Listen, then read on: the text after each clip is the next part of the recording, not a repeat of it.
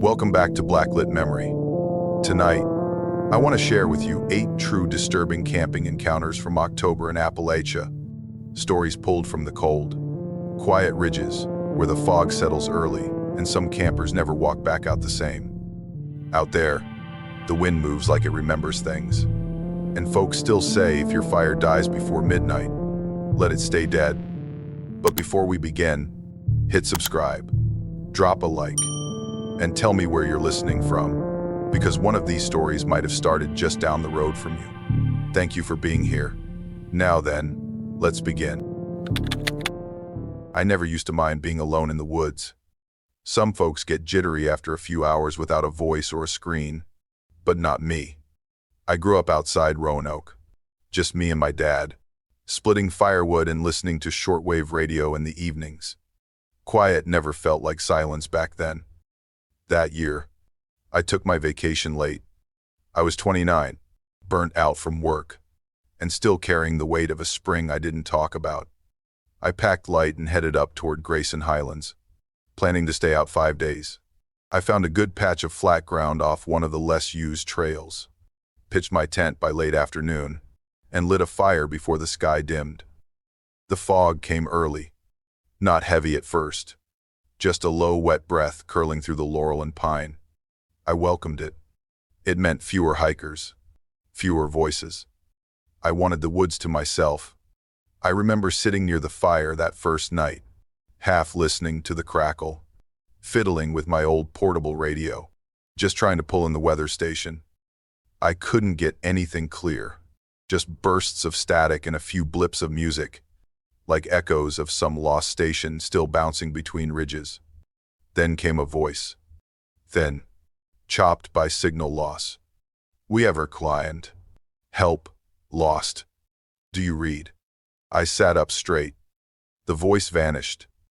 I figured it was a search and rescue transmission. Maybe they were testing a frequency. I turned the dial again, scanning. Nothing but more static and that watery undertone you get when the fog is thick between mountains. It gave me a chill I didn't want to admit. You probably think I imagined it. Fog warp sound. Sure, and old radios aren't reliable. But I know the difference between random static and a voice asking for help. I should have turned it off right then. I didn't. The next morning was clearer. I walked a loop down to a nearby stream, filled my bottle, and came back to the site by midday. Nothing felt off. The woods were normal again, breezy, with those dry orange leaves that crunch under every step. I started thinking maybe I'd dreamed the whole thing. That evening, I tried the radio again. Just a habit by then. I sat by the fire, sipping weak coffee, slowly turning the knob. Most stations were fuzz. One gave me fragments of gospel music. Then, between bursts, came another voice. This time, it said, "They says, I know. Campers, don't." Then a long pause. Then static again. My hands froze on the dial. It sounded like the same voice as before, but even thinner, like it was struggling through the speaker. I turned it off. I wasn't in the mood to scare myself. The next night was colder. Fog rolled in thick and low, sinking into the valley like spilled milk. I kept the fire going longer. I didn't touch the radio. But sometime past midnight, I woke to a sound like fabric snapping. I unzipped the tent and peeked out. The fire was embers now, casting just enough glow to light the tree line. A beam of white light swept across the woods. It wasn't mine. My flashlight was still clipped to the inside of the tent. This one moved slow and steady, side to side, like someone searching. I held my breath. The light passed behind a tree and vanished. I waited a full minute, heart loud in my ears. Then I crawled out and checked the camp. Nothing was missing. No prints in the soft dirt. I stood still and listened. Silence. Even the owls had gone quiet. I told myself someone else was out there. A night hiker, maybe. Maybe they got turned around. But deep down, I didn't buy it. I hadn't seen another person since I stepped off the trail. In the morning, I found footprints around the fire ring. Not boots, bare feet. Long, narrow, spaced wrong, like whoever made them had walked in slow circles while I slept. I stared at them for a long time, trying to make sense of what I was seeing. The earth was soft, damp. The prints were fresh. I took a photo, then rubbed them out with my boot. That evening, I didn't make a fire. I ate cold jerky, sat with my back to a tree, and kept my light close. I didn't touch the radio. I just listened. For hours. Nothing moved. Then the radio popped on by itself. It shouldn't have. I'd left it off. I'd even taken the batteries out. The static came first. Then, clear as glass. Found. I look up and see him. A man, or something shaped like one, standing just outside the tent, holding my radio in one hand. The fog coils around his legs. He doesn't speak. He doesn't move. He just stares, breath rising in pale clouds. I'm frozen. I haven't moved. My flashlight is beside me, just out of reach. He lifts the radio to his mouth again. It goes quiet. That's when I realize I can't leave. He's between me and the trail. The tent is zipped. The fire's out. My voice catches in my throat. I didn't wait to see what he wanted.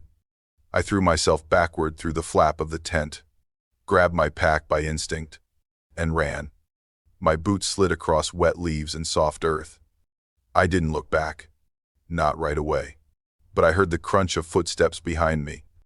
The fog swallowed everything. My flashlight beam cut only a few feet ahead.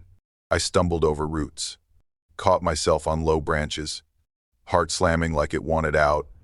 I didn't think about direction, just away. At some point, I crossed the stream I'd visited that first morning. The water was icy, up to my knees, but it snapped me awake. My pack dragged at my shoulders. The radio was still inside it, and that realization made my stomach turn. I didn't stop running until the trees opened up onto the old service road, the one I'd driven in on. I could see the silhouette of my car through the mist. It looked untouched, quiet, almost unreal in the fog. I dove inside, locked the doors, and dropped the pack onto the passenger seat. My hands were shaking too hard to hold my phone, but I pulled it out anyway. No signal, no bars, not even the time was showing. I sat still for a long moment, breathing, just breathing. The windshield was fogged from the inside, my own heat pressing into the cold glass. The world outside looked empty again. No footsteps, no voice, no man. I dared to believe it was over, that maybe I'd imagined more than I thought, that maybe I was just tired and rattled and lucky to be safe. I turned the key in the ignition. The engine caught. That's when the radio crackled back on. It isn't the car radio. It's the handheld one in the pack. I know it because it buzzes with that same broken tone I heard in the tent. I stare at it, frozen, as a voice comes through. It's the Waze tour of Lee. You. Still out there. Then something moves outside the driver's side window. A face. Not pressed close. Not staring in. Just there. Watching. Eyes level with mine. The rest swallowed by fog. I can see his breath against the glass. And then the door handle jiggles. I throw the car into reverse. Tires spin. The engine groans. The figure doesn't move. Just keeps one hand on the door. The fog makes it feel like we're underwater, like every sound is slowed. I slam the gas pedal. The tires finally catch. He vanishes into the mist as I tear down the road, headlights bouncing. I don't stop. I don't breathe until I see the asphalt of the highway. I haven't touched a radio since. I keep the pack in a closet, zipped up tight, but sometimes I think I hear static coming from inside it. Just a low hum, like breath under a blanket. I never went back to finish the trip. I won't camp alone again. I still like the woods, but only when I'm not the only one in them. And when fog rolls in, even in town, I close the blinds and turn off the lights. It's not the quiet I'm afraid of. It's the voice that might come after. My name's Jonathan Miller. I was 34 when I hiked up the ridge that final week in October. Leaves were falling steady, orange and brittle, like the forest was shedding old skin before winter. I had a promise to keep, and a storm on my heels. The cabin sat just where I remembered it, tucked behind a curtain of black spruce and half swallowed by vines. It belonged to my grandfather once. Then my sister used it every summer until she got sick. Before she passed, she made me swear I'd scatter her ashes there. I hadn't been ready in the spring, but the guilt got heavy fast. I carried her ring in my pocket, a plain gold band she used to wear on her thumb, even when it didn't quite fit. She'd given it to me the last time I saw her conscious, told me it was to keep me safe. The first night, the wind shifted hard. Cold rolled through the woods like it was being chased by something worse. I sat on the porch with a blanket around my shoulders, watching the fog creep up from the hollow. The ring felt heavier than it should have, like it was pulling my whole coat downward. When I went back inside, I noticed muddy handprints on the porch steps.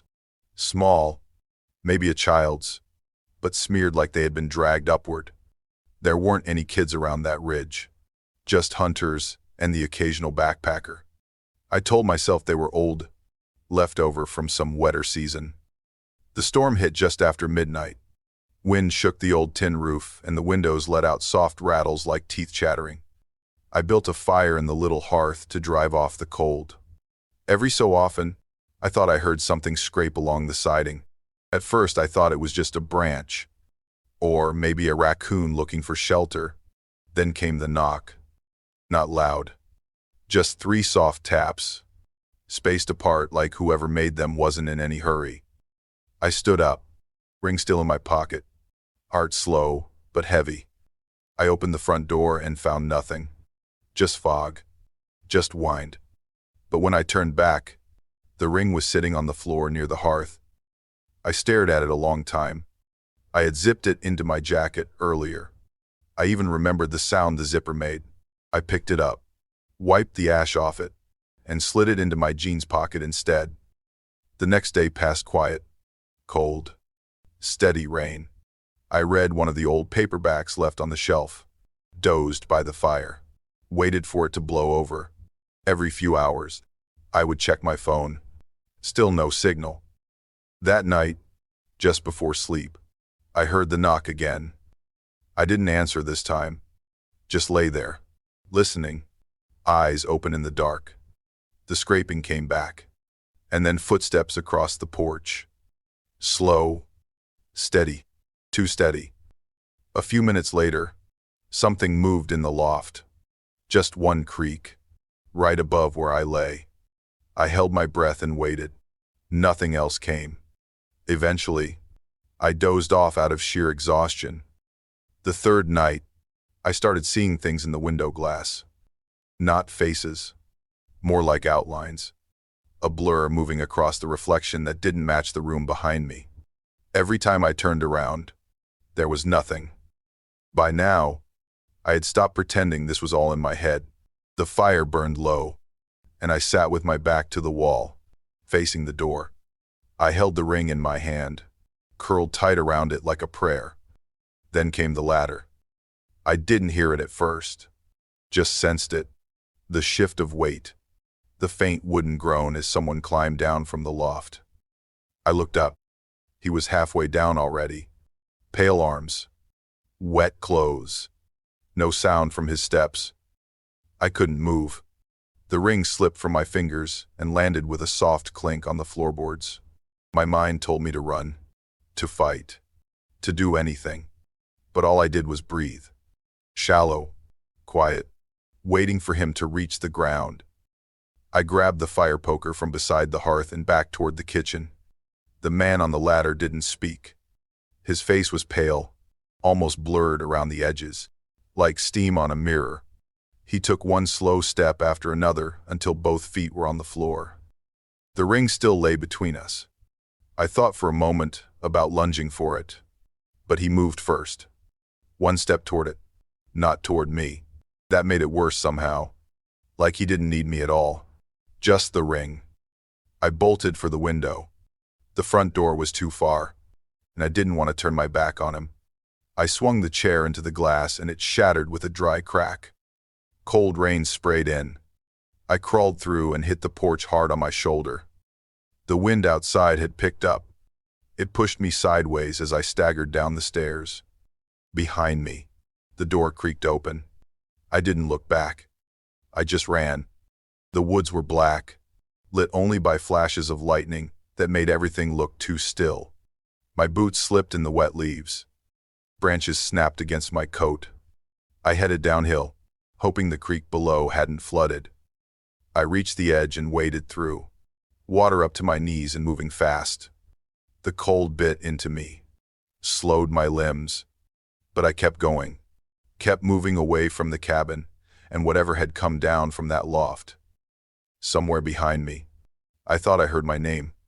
Not loud, not urgent, just a simple Jonathan, like a reminder. I scrambled up the far bank, lungs burning. My flashlight was long gone, lost in the fall. I moved by the strobe of lightning, each flash showing me just enough to keep from breaking my legs. Then I saw the road. Just a narrow line of gravel half washed by rain. But my car was there. Dark. Still. A shape in the storm. I ran toward it, key already in hand. I yanked the door open, climbed in, and slammed it shut. My hands were shaking so hard I dropped the key once before jamming it into the ignition. The engine started on the first try. For half a second I thought I had made it. Then I see him. He is standing at the edge of the trees, just barely inside the light from the high beams. The same pale face, the same soaked clothes. He does not move, does not blink. I lock the doors. My fingers fumble to put the car into gear. The man lifts one hand, not to wave, not to reach, but to show me something. It glints. A gold ring. My sister's ring. He steps forward, slow and deliberate. I hit the gas. The wheels spin on wet gravel, then catch. The car lurches forward. In the mirror, he disappears into the fog. I drive without breathing, without blinking, until I see the highway lights ahead. I never told anyone what happened on that ridge. I buried the story the same way I buried the ashes. But every time it storms, I check the windows. Every time I hear the wind rise, I reach for my jacket pocket. The ring never turned up, but sometimes, in dreams, I see him again, standing in the fog, holding it out like he's still waiting for me to take it back. Before we step into the next story, if you're still here, still listening with the lights low, maybe drop a comment. Just tell me where you're listening from. It helps more than you know. All right, let's keep going. We pulled off the gravel road just before sundown. The trailhead parking lot was empty except for one old Subaru covered in pine needles. Claire stepped out first, camera slung over her shoulder, already scanning the tree line like she could frame something before we even started walking. I remember thinking that the air felt a little heavier than it should have. My name's Alex, 30 years old. Grew up on the Tennessee side of the Smokies. Spent more nights in a tent than under a roof most years. Claire was from the city, all confidence in motion, but she loved the woods in a way that made me trust her right away. This trip was her idea. 2 nights. Light packs. Catch the October leaves before they blew off. She had this shot in mind of a ridge just past an old logging road. Said the light there turned everything to fire when the sun came through the fog. We made camp about 1.5 miles in. Good ground. No roots. Just enough canopy to break the wind. I showed her how to hang the food. Talked her through bear safety. She listened.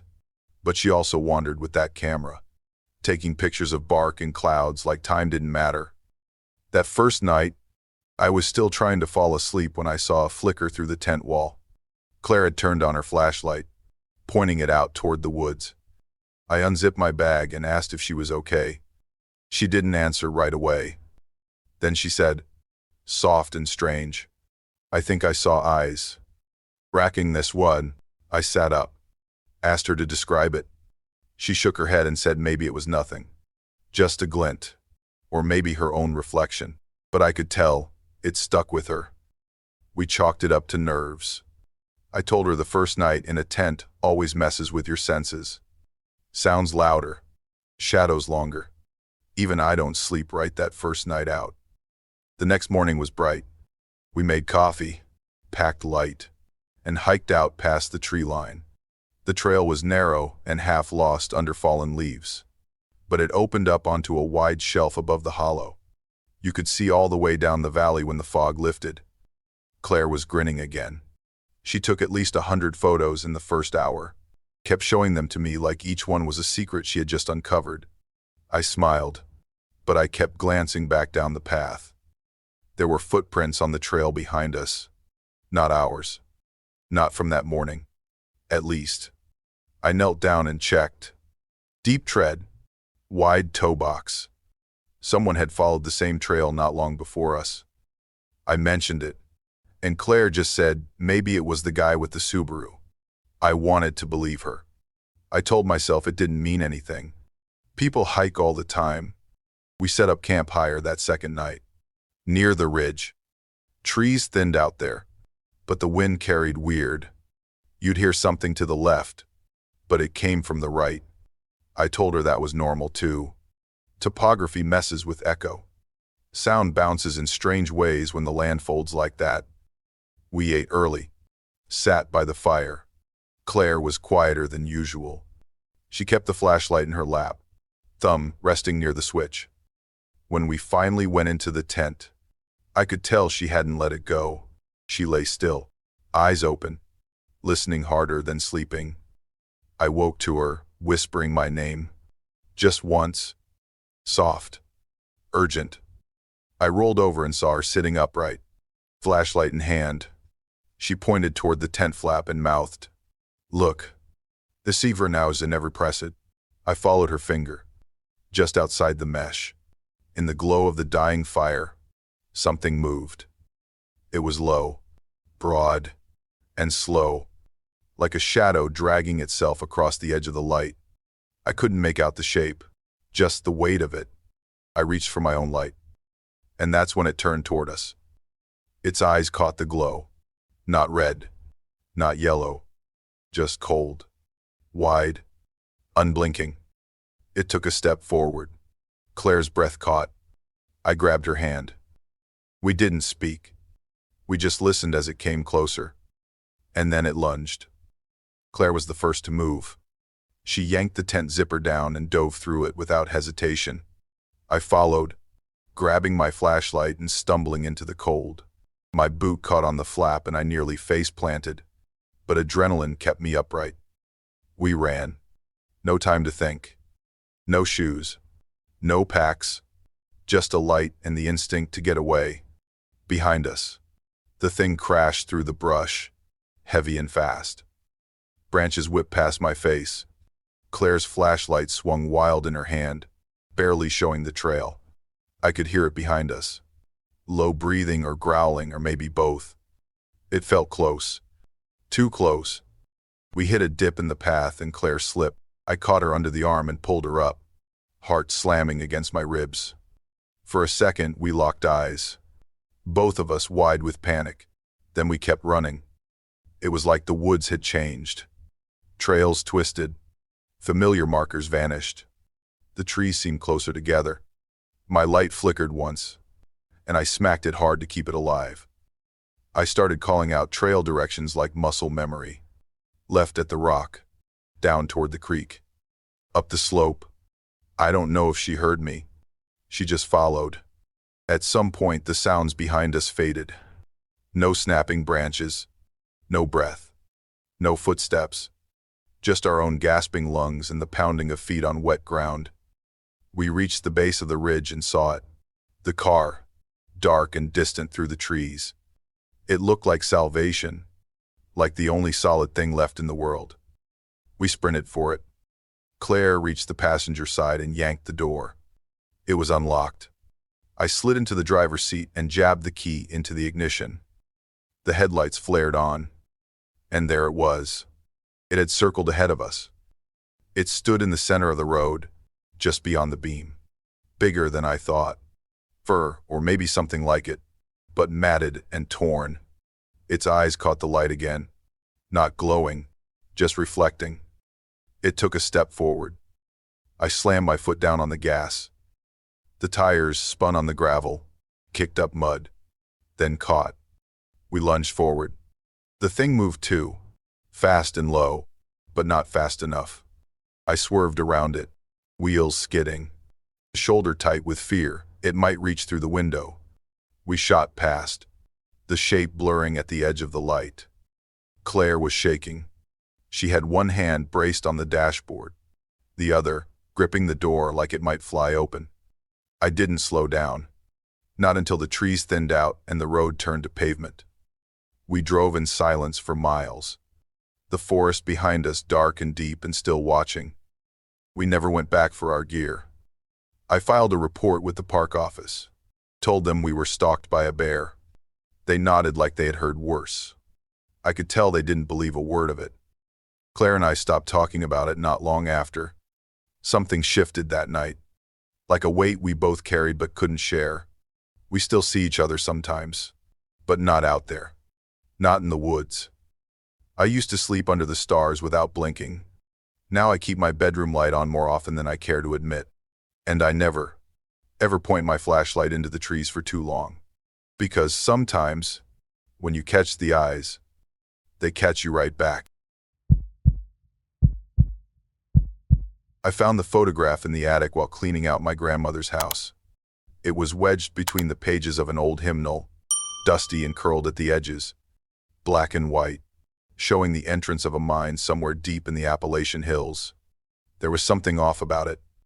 The tunnel mouth looked more like a mouth than an opening, cracked beams leaning inward, shadows stretching deep into the dark. I turned it over. In faded pencil, someone had written just two letters, H and M. I couldn't stop looking at it. That's the part that still bothers me. Something about the photo pulled me in. Not just the image, but the feeling it left behind, like it had been waiting to be found again. 2 weeks later, I drove into the hills with the photograph tucked in my pack. I had done some digging. There was a place called Crumb Creek, barely mentioned anymore, a mining site that had shut down in the 1,950 seconds after a collapse. No markers, no trails, just coordinates passed around on old forums and message boards. The forest swallowed everything once I stepped off the road. Briars curled around rusted wire. Oaks leaned together in strange shapes. Even the air felt heavier the deeper I went, like the ground itself didn't want me there. I found the mine around noon. It looked just like the photo. Same collapsed framing, same jagged hole in the stone. But what stopped me cold was the carving on the rock just beside the opening. H, M. Same as the back of the photo. Same slanted script. It looked fresh, like someone had etched it that morning. I stood there for a long time, maybe 10 minutes, just staring. The wind didn't blow. The birds didn't make a sound. That silence stretched out until it wrapped around my spine. I told myself someone else had found this place before me. Maybe another explorer. Maybe they left the carving to match the photo. But that didn't explain how the lettering looked so clean. Still, I went in. The mine swallowed the light as soon as I stepped through the mouth. My headlamp beam caught only damp rock and collapsed timber. Water dripped from somewhere far above. The floor sloped down gradually, slick with moss and shale. I saw no signs of animal life. No nests. No bones. Just the remains of what had once been a working shaft. Rusted carts. Broken tools. A few cracked rails poking through the mud. About 20 feet in, my light passed over another carving. H. M. Not the same one. This was deeper. Fresher still. I ran my fingers across it and felt the dust crumble under my touch. I tried to laugh. Told myself it was a prank. Maybe someone else out there had the same photo, the same obsession, but the air didn't feel like a place for jokes. My light flickered, just for a second, enough to throw the whole tunnel into black. When it came back, I was alone again, but the drip of water had changed rhythm, like something farther down was moving through it. I backed out of the tunnel slow, never turning my back, just easing toward daylight while my ears strained for sound. Once I stepped outside, I breathed like I had been drowning. The woods looked brighter, the air thinner, but the fear didn't leave. I turned to look one last time at the mine entrance, and someone was standing just inside it. I didn't run, not at first. I couldn't make out the face, just the shape of someone standing in the dark, framed by the rotten wood and stone. I stood still and waited to see if they would move. They didn't. That made it worse. I called out, something simple.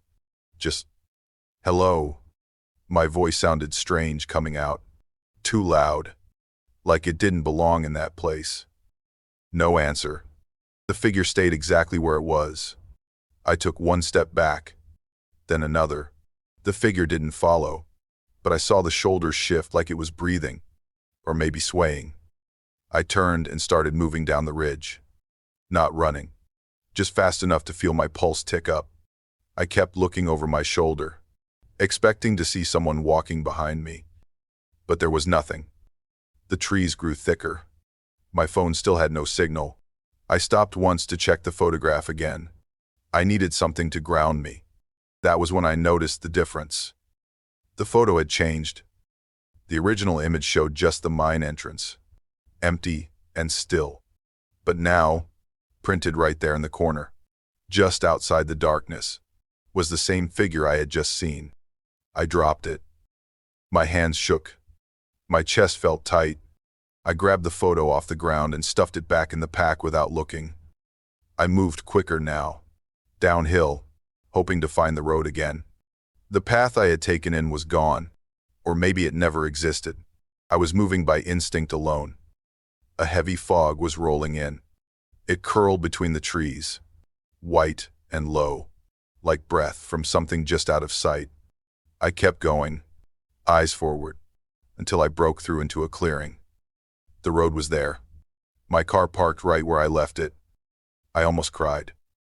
I jogged the last few steps and threw my pack into the passenger seat, climbed in, locked the doors, started the engine. That was when I saw it again. The photograph is sitting on the hood of the car. I stare at it through the windshield, heart slamming. I know I zipped it into my bag. I know it was inside. I get out, slow. The fog wraps around my legs. I reach for the photo. The figure is closer now. In the image, standing behind the person taking the picture, behind whoever was holding the camera all those years ago. Behind me. I spin around. He is there, standing in the tree line, still, watching. He raises his hand and points at me. Just one slow movement, like a clock hand shifting. I don't wait. I dive back into the car, slam it into gear, and tear down the gravel road. My tires spit dirt behind me. I don't look back. I made it home by nightfall. I haven't opened that pack since. I don't know what's still in it, but I swear some nights I hear the sound of stone scratching, like someone carving letters into a wall just outside my window. I see the photo sometimes, not in real life, in dreams. The same image, only each time the figure gets closer to the camera, closer to me. And I know the next time I find it, the name carved into the stone will be mine. The sign at the trailhead was half buried in leaves, weathered, crooked, with the paint mostly gone except for 5 words I could still make out. Do not cross the old fence. Jamie took a picture of it like it was just another quirky landmark.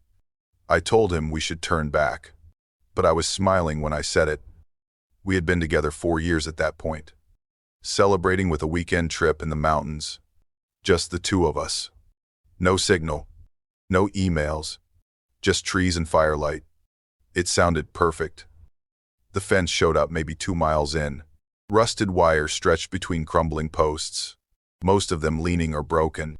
Jamie stepped over it like it was nothing.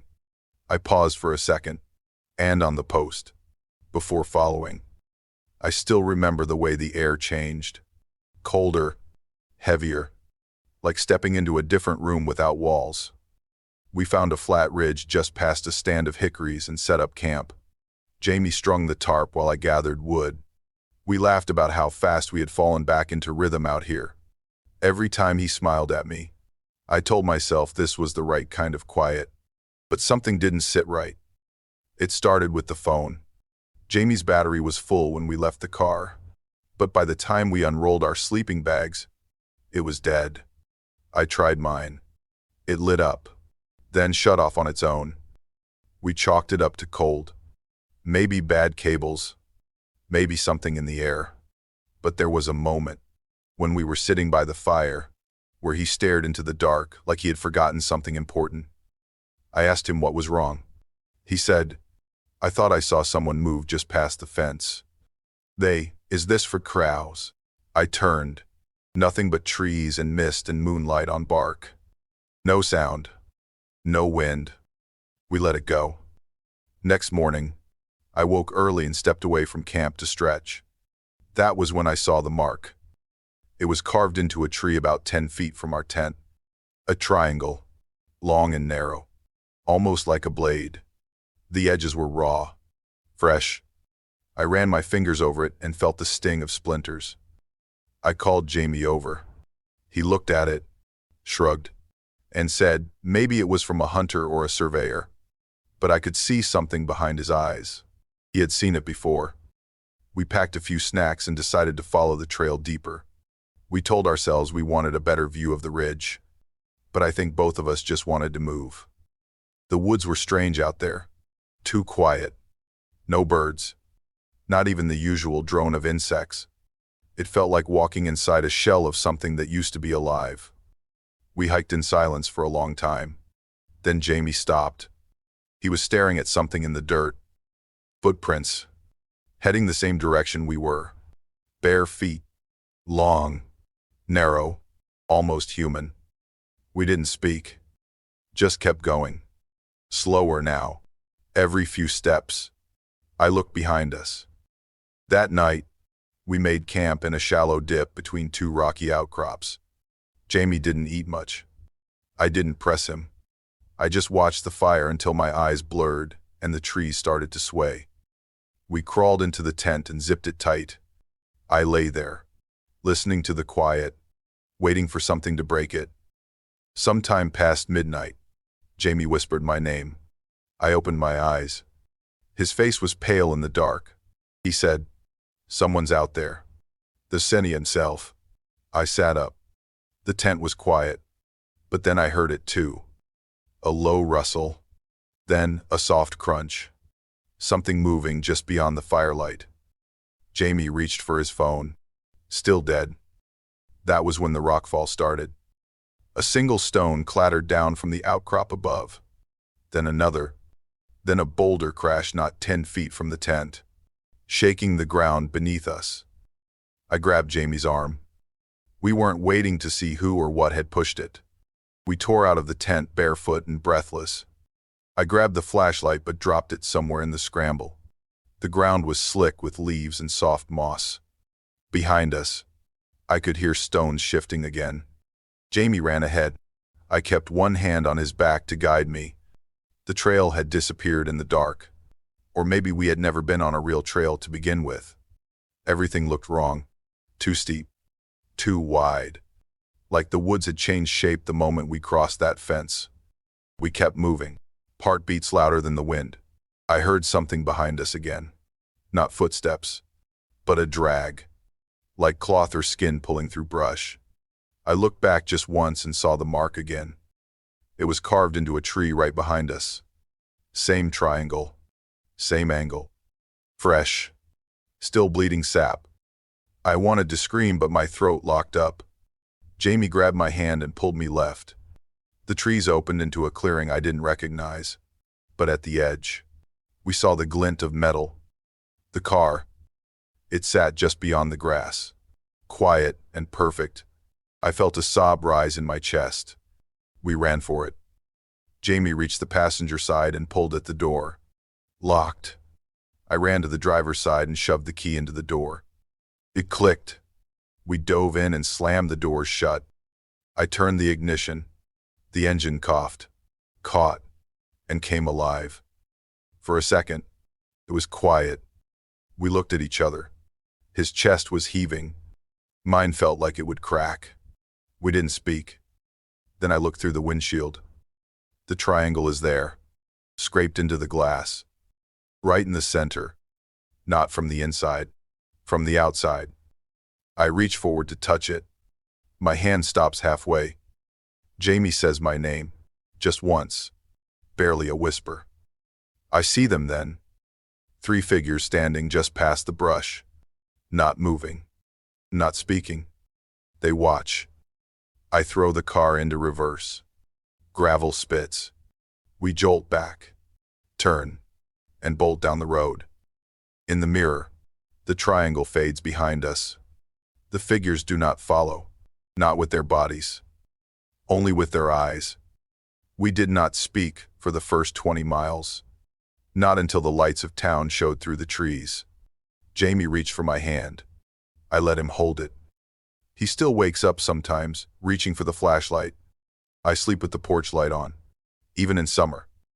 We don't go near trails anymore. We moved into the city, but even here, sometimes I find the triangle carved into strange places. Once on the mailbox, once in the frost on our window. We tell ourselves we left it behind. But I think when we crossed that fence, we brought something back with us.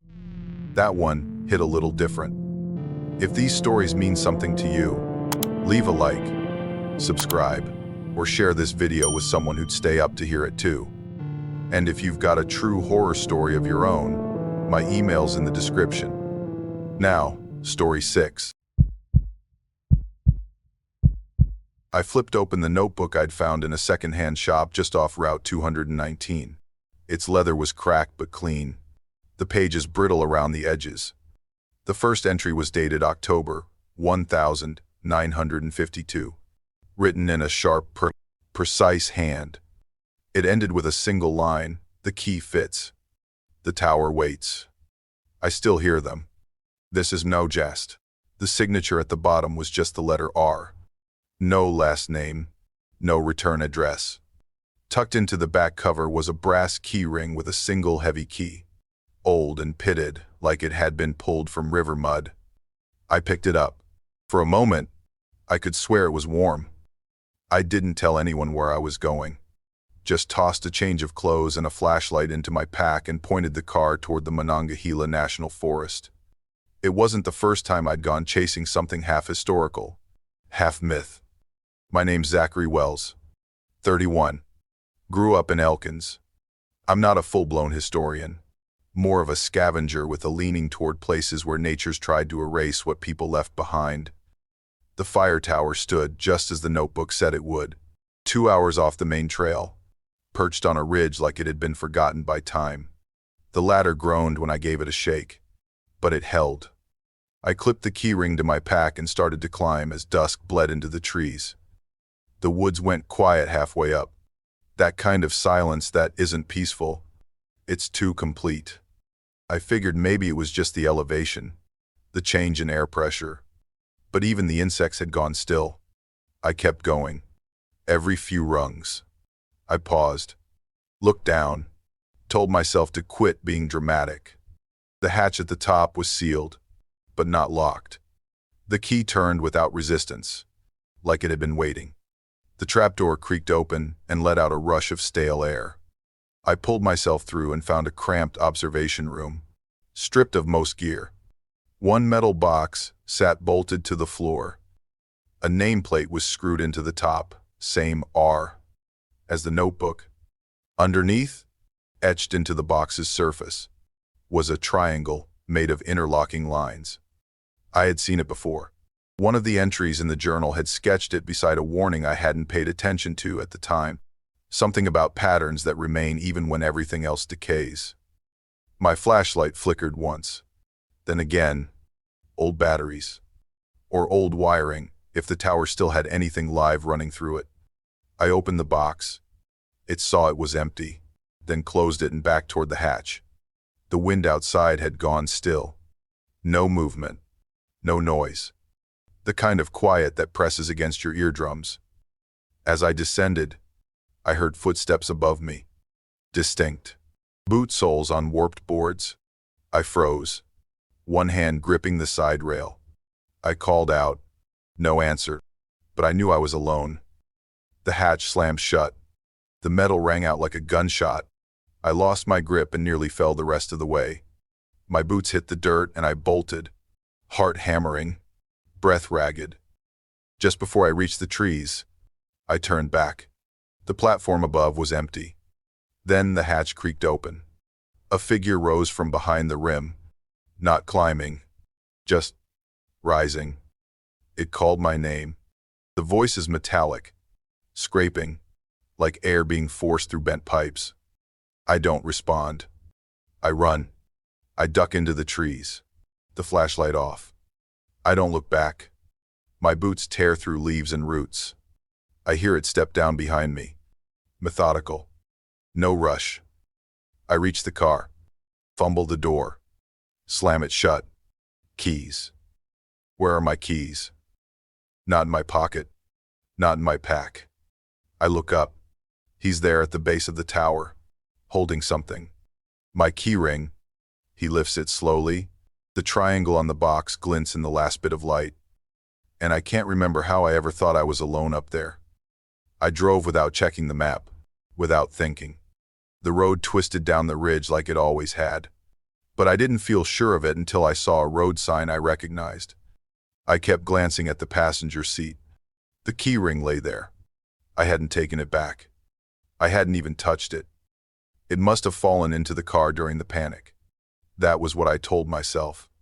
I didn't stop to examine it. I didn't want to. When I got home, I dropped it in the top drawer of my desk, under a stack of old receipts and a couple of pens that never worked. I lay in bed that night with my back to the window. Sleep was thin and full of color. I saw the symbol again and again, carved into bark, floating in clouds, burned into the floor of the tower. Sometimes I was climbing and couldn't stop.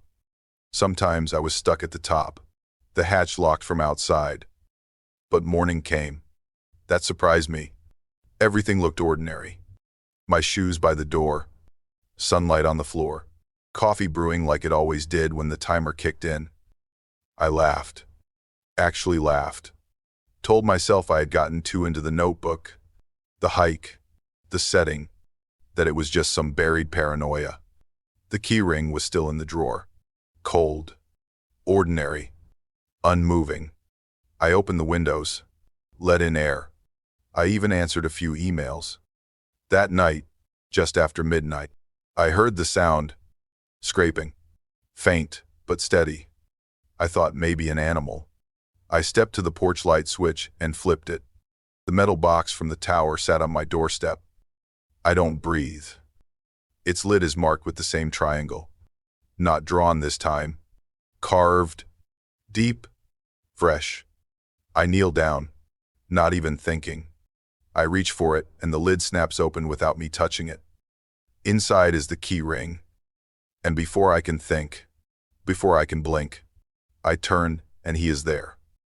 Outside the window, tall, still. The porch light throws his shape against the wall. He is holding the same key I took into the woods. I don't scream. I run. Back door. Locked. I throw the bolt and slam it shut. Grab the nearest chair and wedge it under the knob. My lungs ache. My legs tremble. I crawl to the blinds. Pull them back just an inch.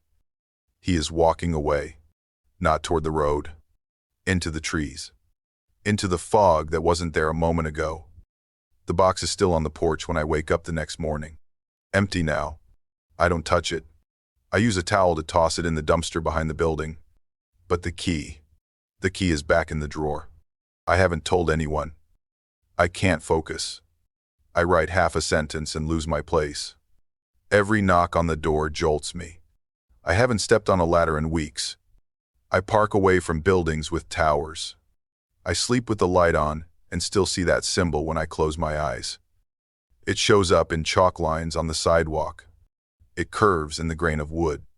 I know it isn't really there, but I see it anyway. I used to call myself an amateur historian. Now I just say I used to like forgotten places. Because something in that tower never decayed. Something human made. And I don't think it ever wanted to be remembered. I remembered the last time I heard my brothers laugh. We had just crossed the timber support where the ceiling dipped low, and I turned to tell him to duck. He laughed before I even got the words out. A few seconds later, the shaft collapsed behind me. Now I was back in those mountains with a 3-person crew. Me, Tara, 26, Mark, 28, and Elena, 25. We were freelance documentarians, chasing abandoned sites for a web series that barely paid. This one was my suggestion, the old Black Hollow Mine, 10 miles off any marked trail and sealed to the public. I didn't tell them the full story, just said it had a good backstory and creepy visuals. I carried my brother's helmet in my pack. We hiked in through the tree line just as the light was draining out of the sky. Mark kept filming with a Steadicam rig, narrating the history, while Elena asked questions from behind the lens. I told them about how the mine was shut down after 2 workers went missing, about how searchers found 1 helmet but no bodies. None of that was folklore. It was in the old incident reports. We crossed the ridge above the shaft opening and stopped to catch our breath. The wind pushed against my coat and carried a low clang from somewhere near the rocks. I turned fast, instinctive, but no one else reacted. Mark asked if I heard something. I lied and said it was just the wind hitting loose iron. We squeezed past the warning sign and the torn fencing into the mouth of the mine. Everything smelled wet and rotted. Old ties crumbled underfoot. A black trickle of water ran along the rails. Our headlamps lit only about 15 feet ahead before the dark swallowed everything else. I crouched down to adjust the light panel on my boot. My screwdriver slipped from my side pouch and hit the ground hard. The clang echoed, sharp and hollow. Then again, clang, then again. Slower. Not the same timing. Not the same pitch. I looked up at Mark. He had stopped filming. Elena whispered something I couldn't catch. We all heard it this time. We moved deeper, following what used to be the main vein. Elena pointed at something in the dust. Footprints. More than ours. Too fresh. They led away from the central path and disappeared into a side tunnel. I said someone else must have gotten in before us. Mark raised an eyebrow. No response. Just a shrug and the sound of the lens clicking into place. The mine narrowed as we kept going. Ceiling sagging. Beams snapped or warped. I kept my hand on the wall. Not sure why. It just made me feel steadier. Then the lights cut out. Total black. No buzzing. No flickering. Just gone. I could hear Elena gasp and Mark curse quietly. I felt for the spare on my belt. But before I got it clipped in, I heard a footstep. Not one of ours. Another clang. Then 3 steps. Then breath. Scraping. Like boots over gravel. Like someone was just behind the next beam. I clicked my spare light on and swept it around. Nothing. But the sound continued. It was above us now. On the overhead path that led to the old lift shaft. That was when I knew. I knew because the rhythm of the steps matched something too well. My brother's gait. Same pattern. Same scuff at the end. That thing, whatever it was, is not mimicking just a miner. It is mimicking him. Elena called out. Mark moved toward the exit. I turned with them. But the way back was gone. Collapsed. Rocks. Dust. Whole timbers knocked loose. We were sealed in. We ran without a plan. Our lights jerking across the walls. The air filled with grit and the sour smell of rusted metal. Mark shouted something about a service tunnel branching right. I followed his beam and saw a ladder half buried in debris. We climbed, one after another, the rails slick with old mud. My pack swung behind me and hit the rock, knocking loose dust. The sound below kept matching our movements, step for step, never closer, never fading. I tried not to listen, but it grew louder, heavier, like whoever followed had no need to breathe. The tunnel split ahead. Mark went left. Elena right? I hesitated, unsure which echo was theirs. My brother's helmet knocked against my back as if urging me to move. I chose the left path and ran until my legs shook. When I stopped, I could still hear them.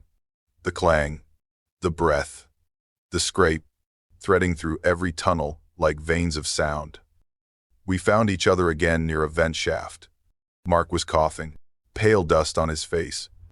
Elena pointed upward where a weak glow shivered through a grate. "That's daylight," she said. I didn't answer.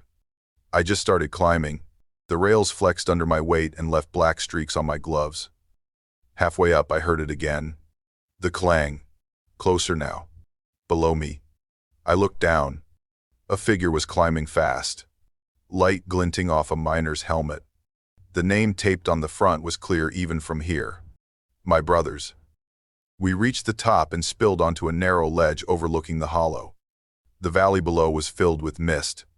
I turned my headlamp toward the figure pulling itself out of the vent. It wore the helmet, the tape still half torn, my brother's name across it. The pipe in its hand caught the light as it swung. I ducked. The air cracked beside my ear. Mark lunged and grabbed its arm. Elena screamed. I felt something rip through my sleeve and the sting of cold air on my skin. I swung the helmet I carried and hit him square across the faceplate. The sound was sharp.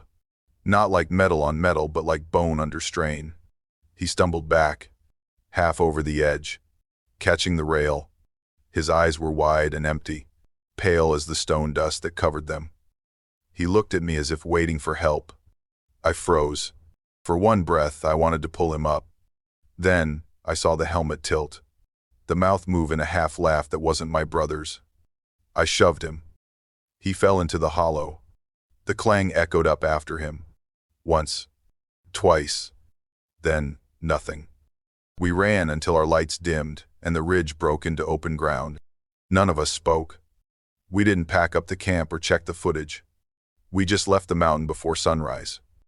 Now I sit here with the daylight on my desk and still hear that sound. The metallic clang repeating once, then twice. From somewhere it should not come. I locked my brother's helmet away. But sometimes I think I can hear boots pacing outside my room. Slow, measured, waiting. 7 stories down, and just one more to go. Thanks for staying with me this far. Really, the last one. It stays with me. Let's begin. I had set out to spend one full night alone in the Ridge Forest. No phone service. No people. No distractions. Just the woods. The cold. And whatever was left in my head that I had not sorted through yet. I pitched my tent where the brush thinned and the slope opened to the edge of Greenbrier Wilderness. The kind of place most folks glance at on a map and skip. Dusk faded slow behind the mountains. I listened to the hiss of the fire and sipped burnt coffee from a tin cup I never washed properly. It was quiet in a way that felt earned. I remember thinking, this is what I wanted. My name is Rowan, 32, freelance writer. I had just turned in a deadline piece and told myself I deserved a reset. No screens, no pressure. Just one night in the woods to remind myself I could handle silence again. I fed the fire one last piece of wood and reached for the lantern beside the tent. When I clicked it on, the light glowed once, weakly, then died. I crouched, checked the fuel cap, cursed under my breath. I pulled spare batteries from my bag and clipped them in. The light flickered, just a little, then steady. Then I heard a sound that didn't fit. A low hiss, not gas, not fire. Like the trees had exhaled all at once. I turned, holding the lantern up. but nothing moved. I told myself it was wind sliding between branches. And if you're listening to this thinking you would have packed up right then, I used to think that too. The lantern faded again just after full dark. I sat by the fire, holding it close, trying to coax the flame back to life. The bulb fluttered in and out like it was breathing. Every time it dimmed, the shadows grew thicker, like they waited for a chance. Something scuttled in the brush. I stood quickly, heart thudding, swung the lantern toward the noise. I saw branches shift, but no animal emerged. Maybe a raccoon. Maybe not. That was when the light caught something on the tree across from my fire ring. A shape. A smear. I stepped closer. It was a handprint. Big. Muddy. Set low on the bark, like someone had pressed their palm into it slowly. It wasn't mine. I hadn't touched that tree. I stepped back, the fire behind me crackling down. The night air felt different now. Waited. Closer. The fire hissed once and died. No pop. No flare. Just gone. I stood there with the dead lantern and the dark pressing against my skin. I fumbled for the flashlight in my pocket and clicked it on. The beam cut through the black, and there, 10 feet away at the tree line, stood a figure. Still, facing me. No face in the light, just shape. Human, holding something that caught the beam and glittered. My breath catches. He raises his arm. The light goes out. I drop, hit the ground hard, crawl fast, leaves crackling under my knees. My hands sink into moss and roots. I do not look back. I move by instinct and by fear, and the forest does not care how fast I go. I ran until my chest burned and the cold air scraped my throat raw. Branches tore at my sleeves and roots caught my boots. The flashlight was gone. All I had left was the broken lantern swinging in my hand, its glass clinking softly with each stride. I didn't think, I just moved. The trees thinned, and through them I saw a faint ribbon of gray. It was a logging road. Old. Narrow, but open. I stumbled onto the gravel and followed it downhill, praying it would lead somewhere with people, or at least lights. My lungs ached, and my legs felt like someone else's. Then, ahead, twin beams cut through the fog. Headlights. A truck slowed as it neared me. A forestry vehicle. Paint dull. Headlights flickering against the mist. 2 men sat in front, both in orange vests, both looking surprised to see anyone this deep in. One leaned out the window and asked if I was all right. I nodded, shaking, trying to sound calm.